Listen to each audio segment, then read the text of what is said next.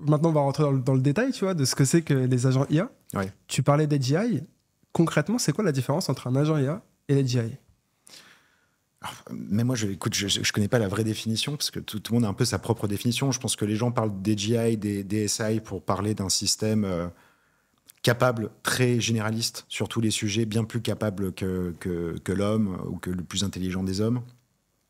Et certains disent tout simplement qu'on a déjà les GI en quelque sorte, parce que c'est un système qui est tout simplement généralement intelligent.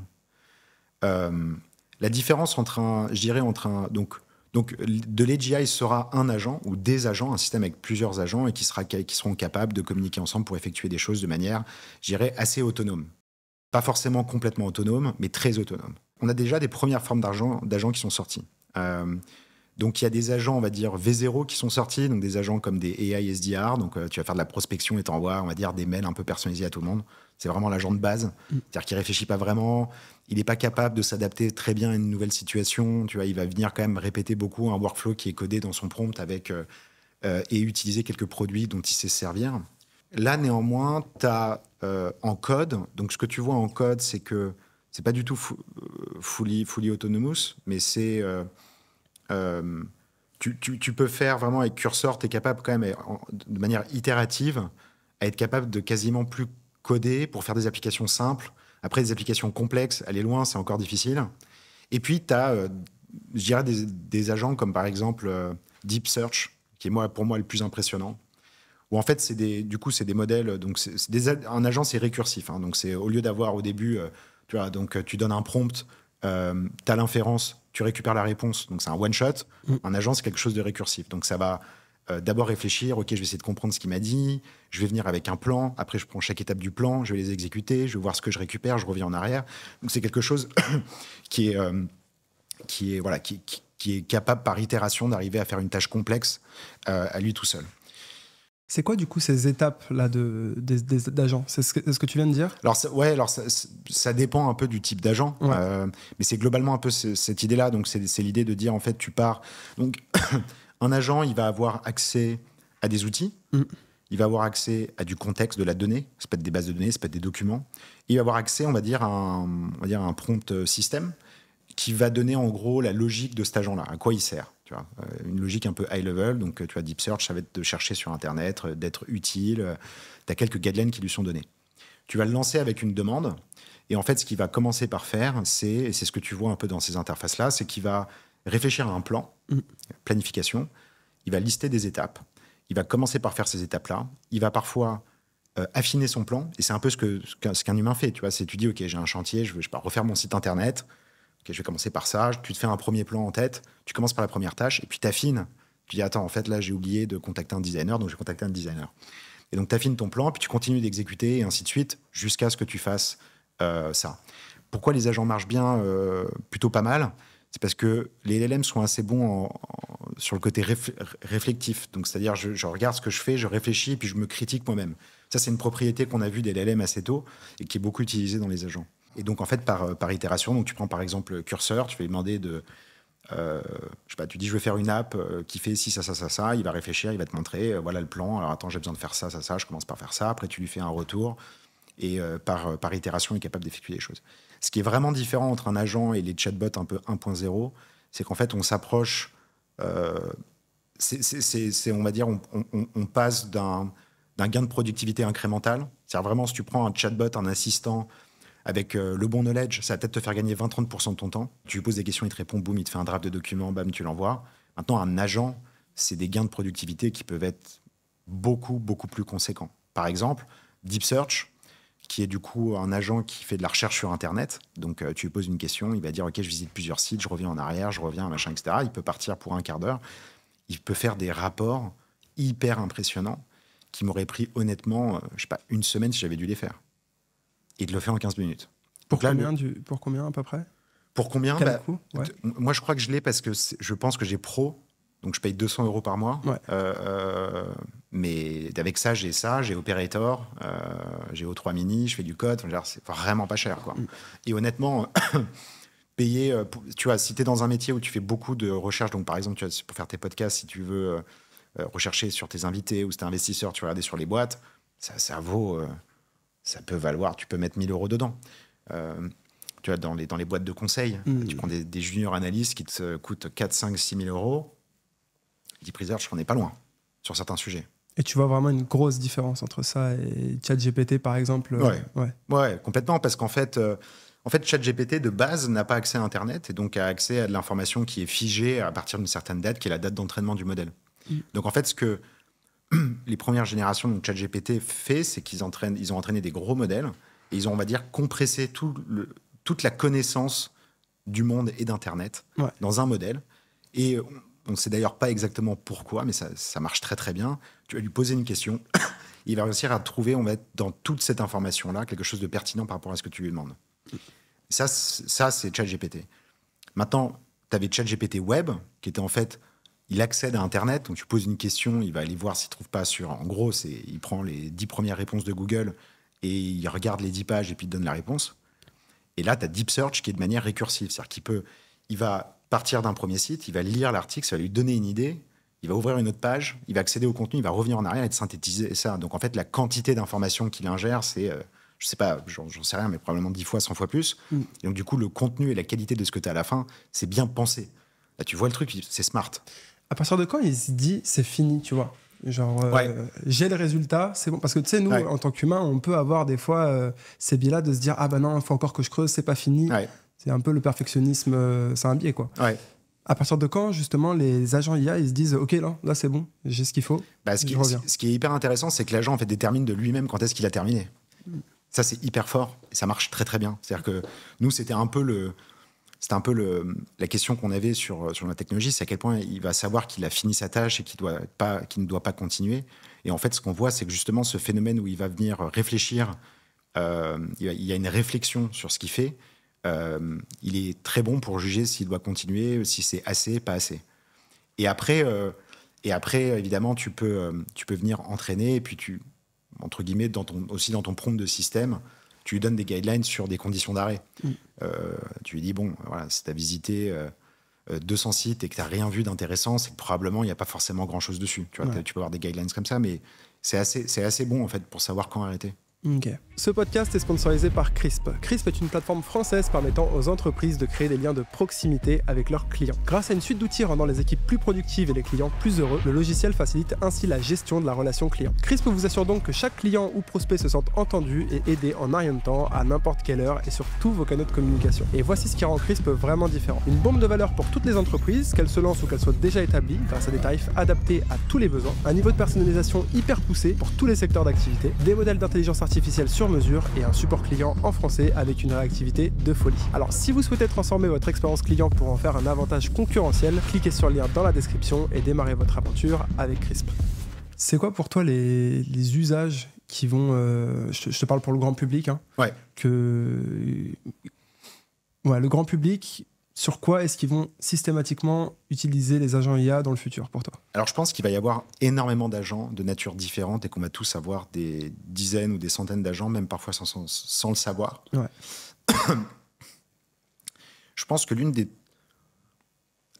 des transformations les plus grandes, fortes que je vois d'un point de vue plus consumer, c'est que je pense que les gens vont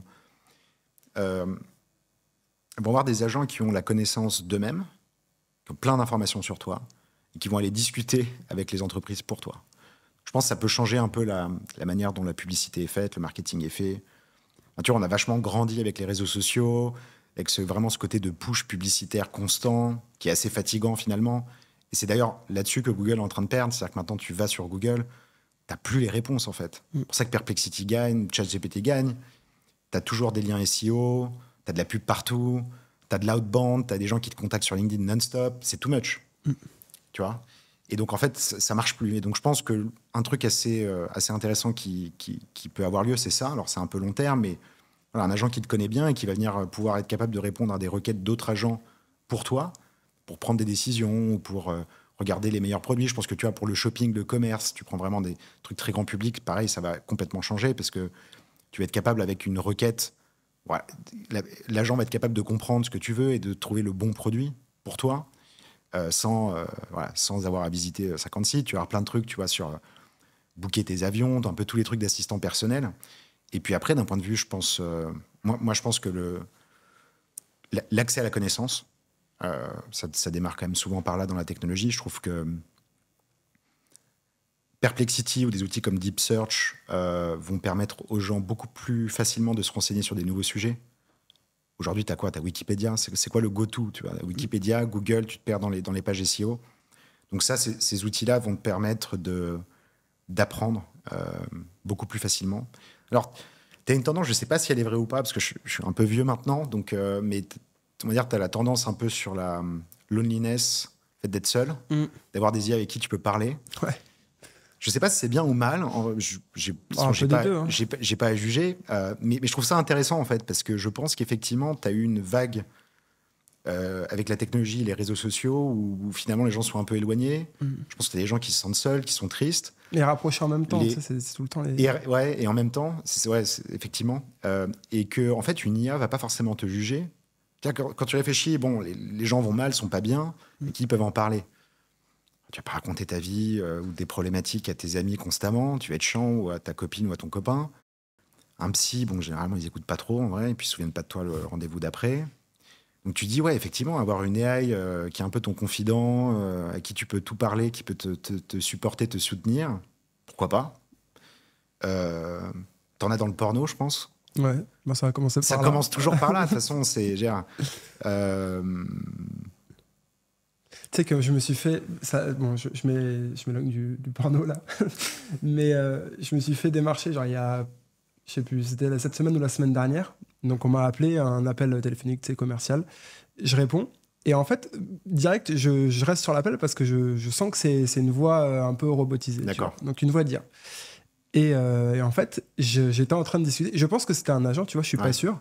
Mais j'étais en train de discuter avec un agent commercial, mais qui était une IA. Et c'était un scam ou c'était un vrai... C'était un vrai. Ouais. Enfin, je n'ai pas creusé assez dans le détail sur ce que c'était, tu vois. Mais non, c'était des réponses. Ils voulaient me vendre quelque chose, je crois. Ouais. Je sais plus, c'était par rapport au logement ou quelque chose comme ça. C'est sûr. Mais ça marche déjà bien sur le customer support, sur ce genre de trucs qui sont un peu prescriptés et tout. Ça marche très, très bien. Ouais. Mais du coup, est-ce que tu as envie, toi, de parler ou que ce soit ton agent qui lui parle? Bah, franchement, les réponses c'était humain, tu vois.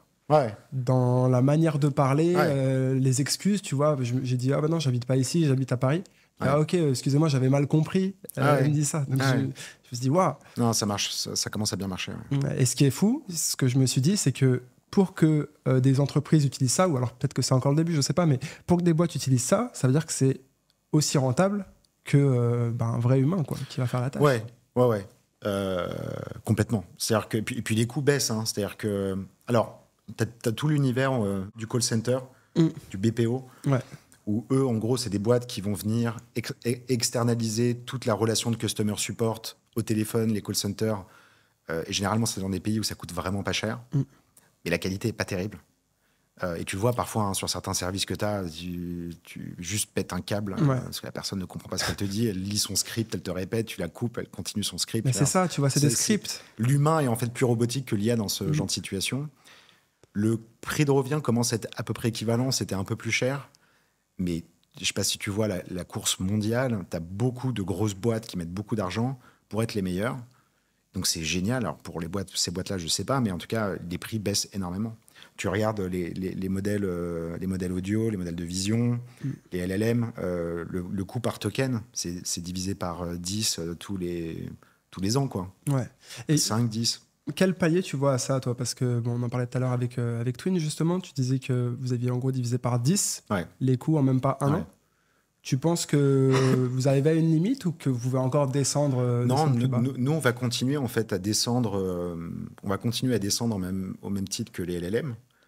Moi, je pense qu'on peut arriver quasiment à gratuit, quoi, à de l'intelligence gratuite. C'est un peu l'objectif. Ça dépend en fait des infrastructures qu'il y a sur les puces, sur l'énergie, parce que c'est ça qui va être le bottleneck. Hein, le point qui coince, c'est d'avoir assez de chips, assez d'énergie, et c'est le coût de ça à la fin. Ça va être réduit au coût de ça. Alors il y aura des petites marges au-dessus, mais ça va être vraiment très très peu cher. Là, on arrive vraiment à un niveau où même aujourd'hui, on a un ROI profitable sur la plupart des workflows. Ok. Ça va être quoi, du coup, les limites dans le développement des agents IA? Pourquoi est-ce qu'on n'est pas... La fiabilité. La fiabilité. L'intelligence. C'est-à-dire que, on va dire, voilà, s'il s'agit de répéter une tâche à peu près similaire à chaque fois, ça fait à peu près le faire, ça le fait déjà à peu près. Mais la plupart des tâches qu'on fait quand même si on les considère répétitives, ont quand même de la prise de décision qui est de la petite prise de décision, mais qui doit être faite. Et mine de rien, parfois, la petite prise de décision est difficile parce que toi, tu as tout le contexte de ta vie et de ton business. et donc, c'est facile pour toi de prendre ces micro-décisions. Pour une IA qui n'a pas le contexte, c'est plus difficile. Donc, tu as des problématiques techniques qui sont liées à ça, mais et ça va être résolu. Mais tu as effectivement les problématiques de contexte, c'est-à-dire comment je suis capable d'injecter le contexte que j'ai ou tout le contexte nécessaire pour que l'agent soit capable de prendre plutôt des bonnes décisions. Tu as aussi on va dire, sur quelle base de données entraîner l'agent, parce que mine de rien, pour générer... Enfin, tu as quand même une loi de scaling, donc plus tu génères de la donnée, plus les modèles qui sont en dessous vont être bons. Mais sur l'agentique, idéalement, ce que tu aurais aimé avoir comme données pour entraîner, c'est toutes les pensées, les réflexions que tu as en faisant la tâche. Donc, je devais recruter quelqu'un. Étape 1, j'ai pensé à ça, puis ensuite j'ai fait ci, j'ai fait ça, à des échelles de milliards et de milliards de tâches. Ouais. Ça n'existe pas. Et donc, tu as un peu cette idée de se dire, en fait, on va réussir on va envoyer des agents exploratoires, tenter des choses, et d'une façon ou d'une autre, être capable d'eux-mêmes, ou avec d'autres systèmes, de vérifier, de savoir, le problème de la vérification, de savoir, en fait, si ce que j'ai effectué était bien ou pas bien. Et si je sais si quelque chose est bien ou pas bien, après, je peux renforcer sur ce qui était bien, et du coup, scaler très fort sur de la donnée plutôt synthétique, donc c'est la donnée synthétique qui est beaucoup utilisée pour les agents, pour arriver à des systèmes qui sont vraiment très bons.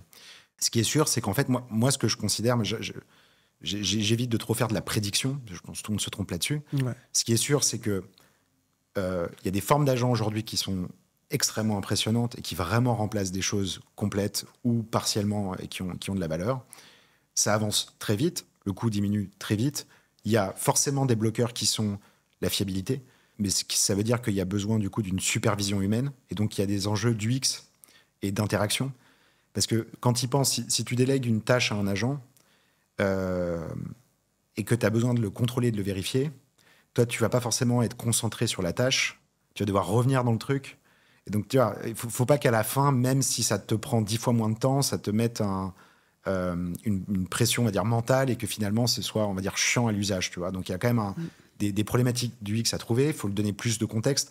C'est là où je pense que les plateformes comme Google, Apple ont vraiment un coup d'avance par rapport à toutes les startups qui essaient de faire des choses. C'est qu'eux ont toutes nos données. Enfin, dans notre iPhone, il y a tout. Dans notre navigateur Chrome, il y a tout. Et donc, à partir de là, si tu as plus de contexte, une meilleure UX pour être capable de les superviser, des modèles qui sont entraînés sur plus de données, je pense qu'on arrivera à quelque chose qui est vraiment très bon, quoi.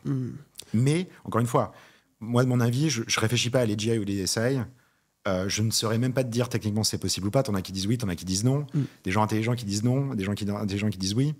En revanche, avec le niveau à peu près actuel de maturité, on peut déjà révolutionner énormément de choses d'un point de vue individuel et d'un point de vue entreprise. Ça, c'est ma conviction. Okay. On n'a pas besoin que ça aille beaucoup plus loin pour déjà faire une révolution, quoi. Il faut l'intégrer, il faut le déployer, il faut construire tout ce qu'il y a autour, c'est du travail.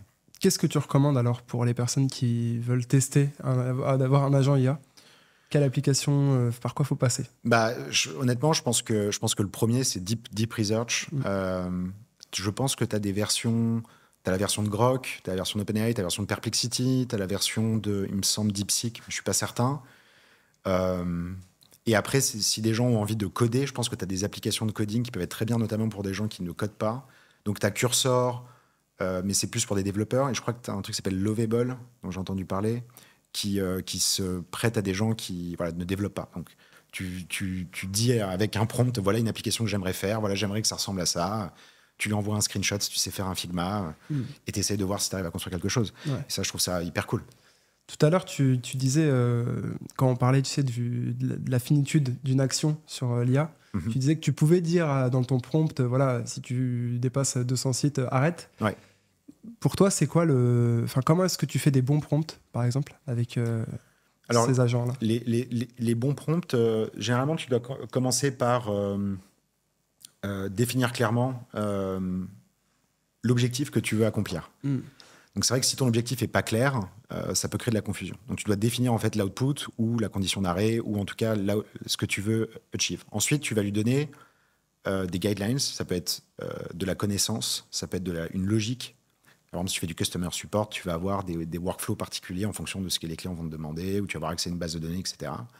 Et après, tu lui donnes des choses importantes à ne pas oublier sur la fin, et tu le lances. Et donc, il faut essayer d'être...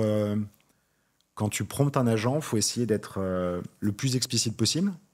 C'est sûr que si tu dis un truc haut niveau, il va réussir à faire quelque chose, mais la qualité sera moins bonne. Et il ne faut pas non plus trop complexifier le prompt. C'est-à-dire, si tu te retrouves avec un prompt grand comme ça, avec plein de guidelines dans tous les sens, au bout d'un moment, ça devient confus pour l'agent. Okay. Et il va pas, le niveau de qualité va diminuer. Donc, il faut arriver à trouver un peu le juste milieu. Ouais. Mais c'est assez simple. Hein, tu t'itères, tu en fais un premier, tu regardes ce qui sort, tu rajoutes une guideline. Et puis après, tu vas te rendre compte que au bout d'un moment, plus tu vas lui donner des tips ou des astuces ou des choses à ne pas faire, ça va s'améliorer. Au bout d'un moment, ça va retourner dans l'autre sens. Là, tu en as trop mis, tu repars en arrière, etc. Tu les sauvegardes, toi, tes prompts qui marchent bien? Ouais. Ok. Ouais. Et tu as déjà acheté des prompts? Non. J'ai discuté avec quelqu'un qui avait acheté un prompt, tu vois. Je sais même pas que ça s'achetait. 30 balles, tu vois. Bah, ça va arriver. Hein. S'il y a des prompts de qualité, c'est sûr que... Ouais, ok, marrant. Non, c'était assez naturel, mais j'ai bien aimé faire le prompt.